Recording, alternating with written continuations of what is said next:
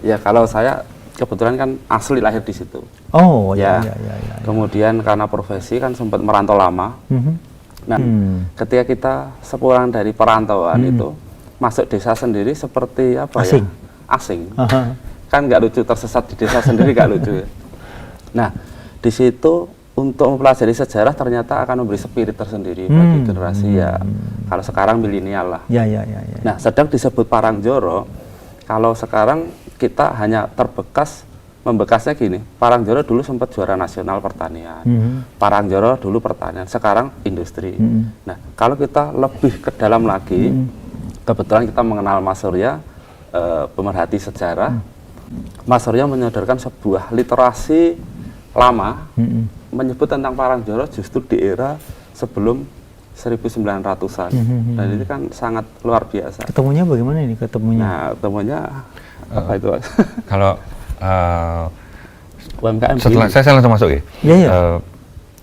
Ya kita sering ada kegiatan bareng, terus kemudian ada Instagramnya juga gitu, dengan Explore Parangjoro. Kemudian ada beberapa kali saling tukar informasi. Kemudian saya diberi informasi tentang tadi kegiatan yang pameran tentang sejarah dan UKM Parangjoro.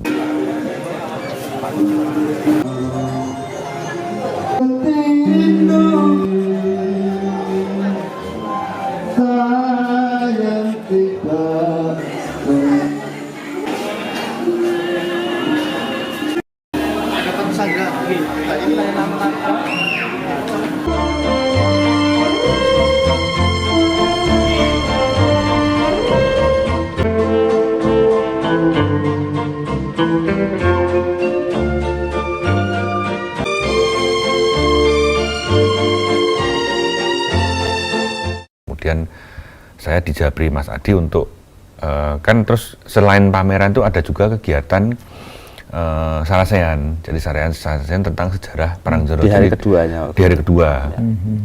Nah itu yang datang dari Sesepuh, kemudian saya, kemudian juga ada dari beberapa komunitas yang ada di Parangjoro. Analisa saya baru analisa peta. Jadi di situ ada bekas pesanggerahan, kemudian ada bekas sumur dan sebagainya. Jadi memang belum ada khusus untuk mengulik itu. Jadi memang ini kita masih belum ketemu betul titiknya di mana, tetapi data yang saya temukan itu dengan cerita yang ada di Parangjoro yang kemarin kita jadikan satu itu banyak yang cocok. Oh, ada beberapa perbandingan yang cocok. Walaupun memang ada banyak hal juga yang harus diteliti lagi, harus ada kajian lagi. Betul. Memang ketika kita itu atau generasi itu tidak mengerti bagaimana awalnya dia ada, itu maka dia kurang bisa menghargai apa-apa yang mungkin sudah diupayakan di masa lalu. Ya, mungkin dari Mas Surya mungkin bisa disampaikan juga. Ini kalau menurut map-map yang bisa, mungkin ada gambarnya ya. Ini bisa diperlihatkan. Ada narasi lokal yang mengatakan bahwa di Parangjoro itu dulu sebelum tempat Parangjoro yang sekarang itu ada namanya Bantar Angin ya. Jadi ada pesanggerahan dulu sebelum ada pesanggerahan yang sekarang. Yang sekarang memang sudah hancur, tetapi sebelum itu sudah ada pesanggerahan dulu. Ada cerita lokal seperti itu. Kemudian tetapi hanya sementara, kemudian rusak karena angin. Cuma satu hari. Kemudian diganti dengan pesanggerahan yang baru yang sekarang petilasannya masih ada. Nah, ini saya temukan juga di peta tahun 1861. Jadi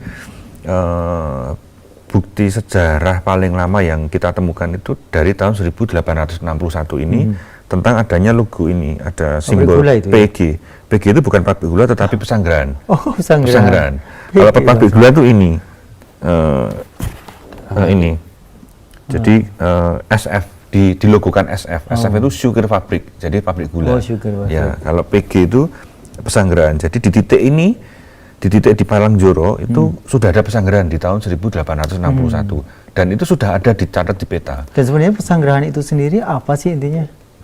Kalau pesanggerahan itu tempat untuk beristirahat sebenarnya. Beristirahat, kemudian meditasi juga ada. Jadi memang ada beberapa fungsi pesanggerahan. Tetapi intinya memang untuk pesanggerahan, kemudian untuk ketika raja mengecek daerah-daerah kekuasaannya harus beristirahat, Transit, ya begitu transit ya. atau tempat Administrasi transit. Enggak, bukan. Nah, ini tetapi ketika kita buka di peta tahun 1930 itu letaknya sudah berpindah. Jadi sudah tidak ada di bawah lagi, tetapi sudah berada di yang sekarang petiliasannya masih ada. Yang tadi di video. Ya, tadi di video kita akan seperti melihat ada gapura-gapura itu sekarang letaknya di sini. Nah, kecocokan antara perpindahan dua pesanggrahan itulah yang kita temukan tadi. Tetapi memang harus diteliti lagi, dikaji lagi apakah memang betul-betul cerita itu berawal dari perpindahan dua pesanggrahan ini. Gitu. Karena di sekitar sini ada beberapa pesanggrahan lain, seperti pesanggrahan di Langenarjo, kemudian di Bacem. Kemudian kalau pas Dani Saptoni dari Solo Society itu pernah bercerita kepada saya juga ada di Nglawu. Nglawu itu atasnya sini. Jadi antara Parangjoro dan ke Bacem itu ada daerah sekitar Nglawu itu dulu ada pesanggrahan pada waktu Pakubono ke-6. Gitu. Jadi memang referensi kita selama ini baru memang dari peta. Kemudian juga ada tentang ini yang saya catat adalah kejadian-kejadian, jadi kejadian-kejadian yang dicatat oleh Patmo Susastro di era Pakubono ke-9 itu ada ini wewangun Pandopo Sasono Sewoko ora lawas meneh pesanggrahan ing Langenarjo Parangjoro Sarto Dandang Kiai Tambur dibangun di era Pakubono ke-9. Jadi setelah pembangunan pesanggrahan Langenarjo.